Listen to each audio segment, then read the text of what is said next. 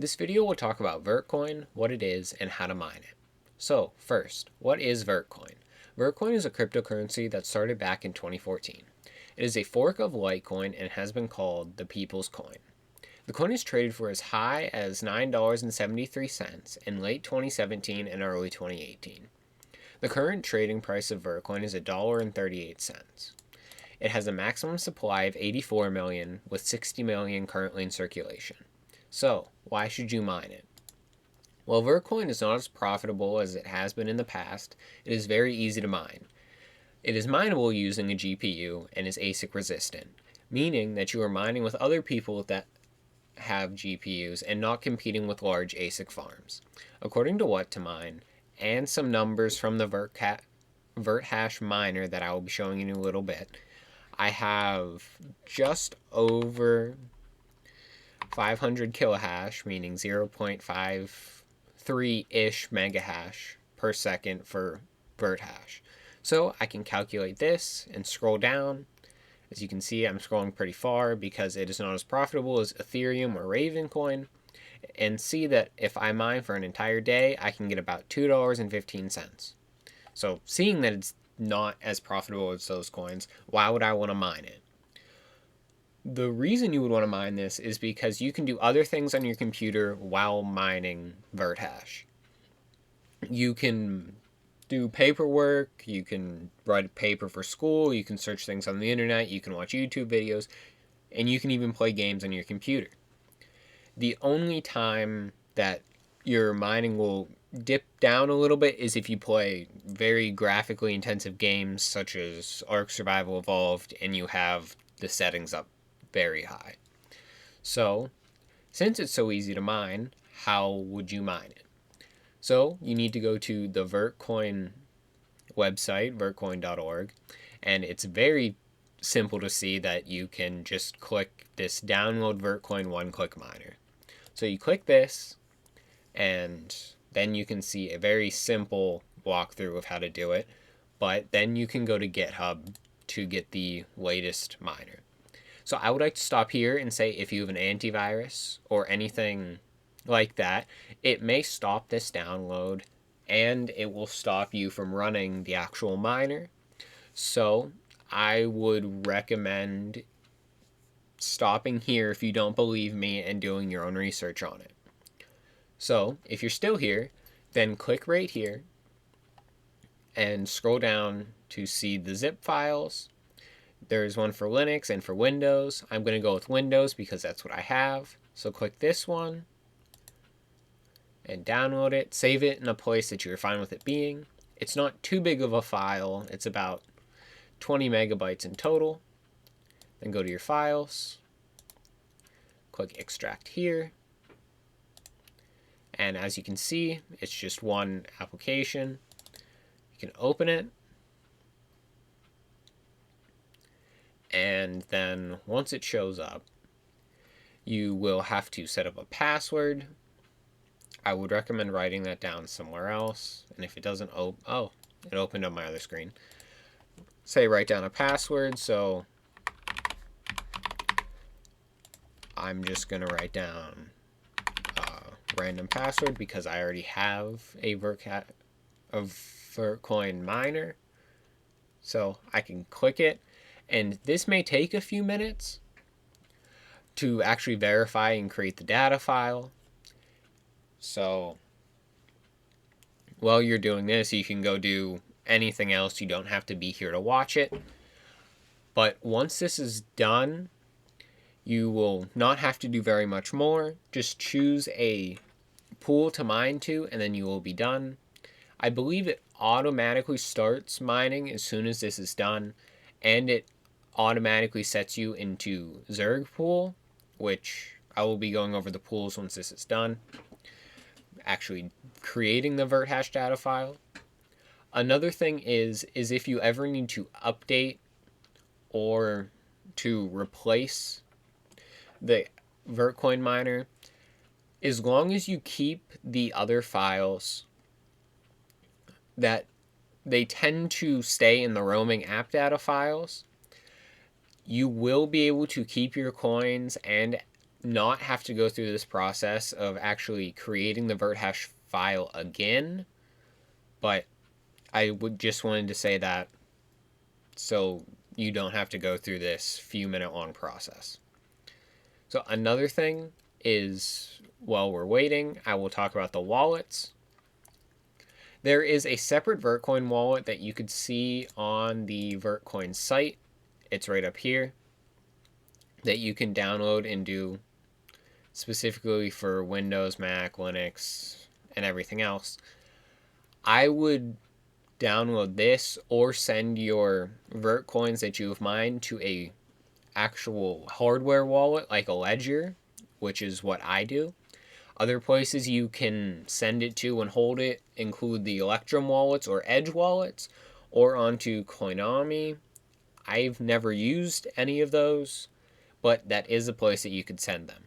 I would suggest either using the Vertcoin wallet that you can get from their website, which is this one right here, or to send it to a Ledger or Trezor hardware wallets, just so you know exactly where it is and how to save it.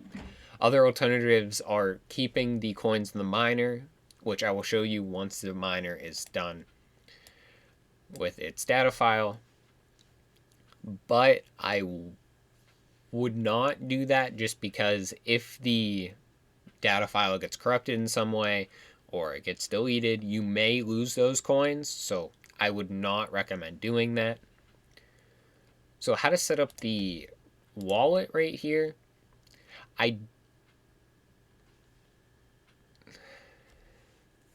I would say put it in a place where you have a lot of storage, just because it recommends that you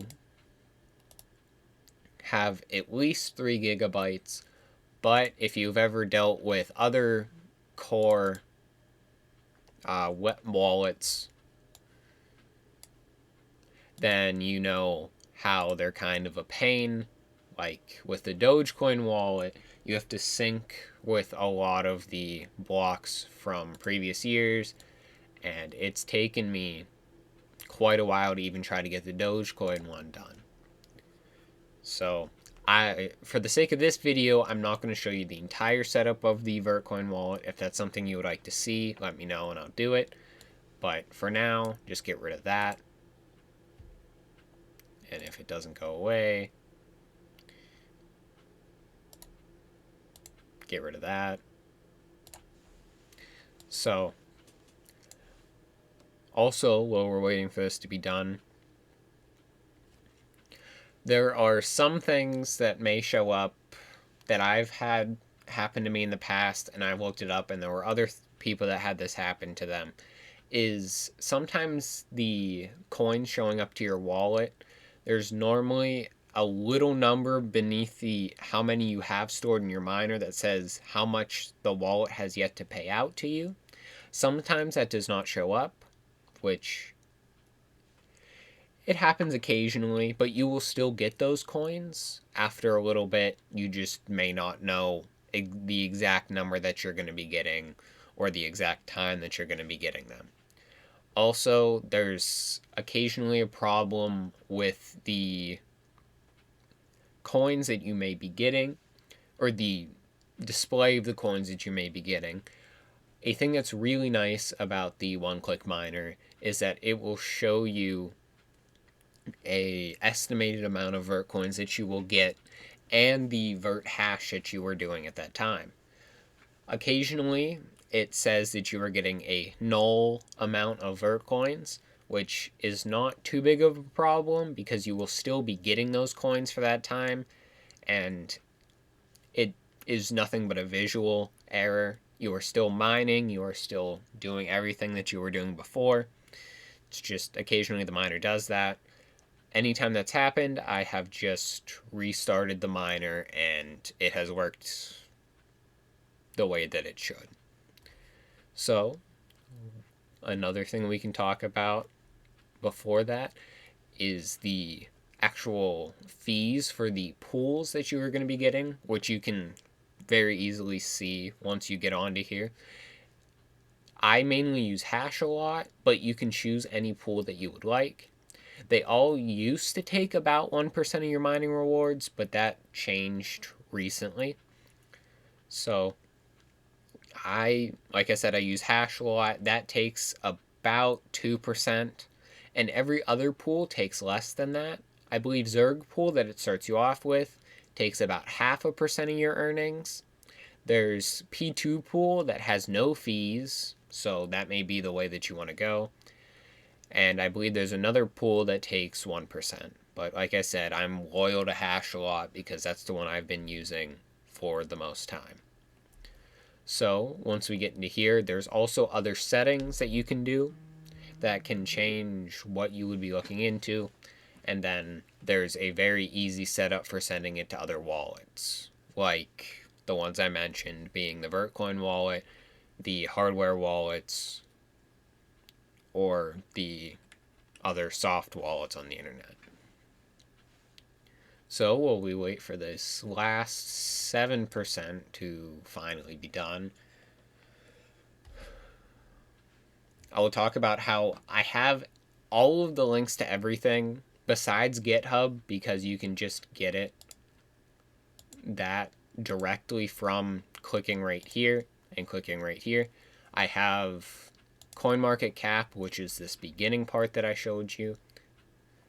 It has a lot of the history and all the markets and trades you can do with them.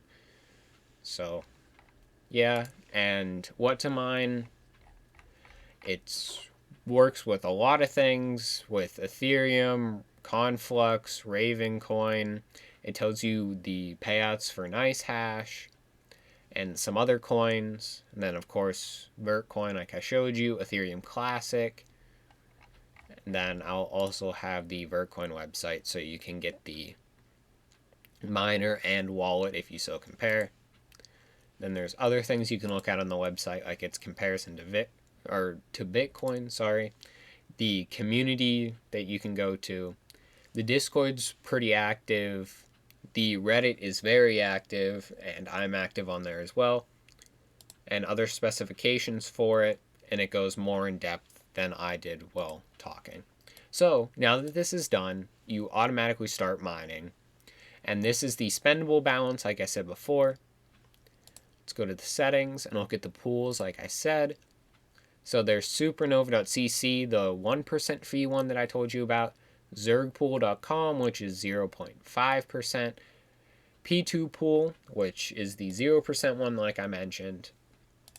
And then, of course, Hashlot, the one that I said that I was using. In order to switch pools, it will automatically restart. And then I will show you turning it off and turning it back on. So to send coins, you just put in the address that you're sending it to, and then the wallet password that you wrote down from earlier. You can also mine with integrated graphics. Test mode, that's more to see what you're going to be doing with your computer. Auto start and enable debugging. I wouldn't do this unless you have a lot of storage where you saved your Vertcoin miner. So I always mine with my integrated graphics, and of course on Hashlot. So this shows my estimated earnings, my kilohash, and what I mentioned before about the pool sending to you, it normally shows up right below here. Sometimes it takes about an hour or two to actually pay out to your spendable balance, but that's normal for a lot of other pools as well. So if you stop mining and close out of it, all you have to do is go back into here and open your application. And of course, it's probably going to show up on my other monitor once it opens. Sometimes takes a second. If it doesn't work like that, just open it regularly by right-clicking it. And of course, it showed up on my other monitor. It goes through this little beginning thing that takes maybe 10 seconds at most, and it is back to mining like how it was. You can also pin this to your taskbar if you would like. That's normally what I do. And you can click it, give it a few seconds to open up, and then it will open like normal. So that is all that I have to say in this video. Like I said before, the links are in the description below, and I hope you have a great day. Thank you for watching.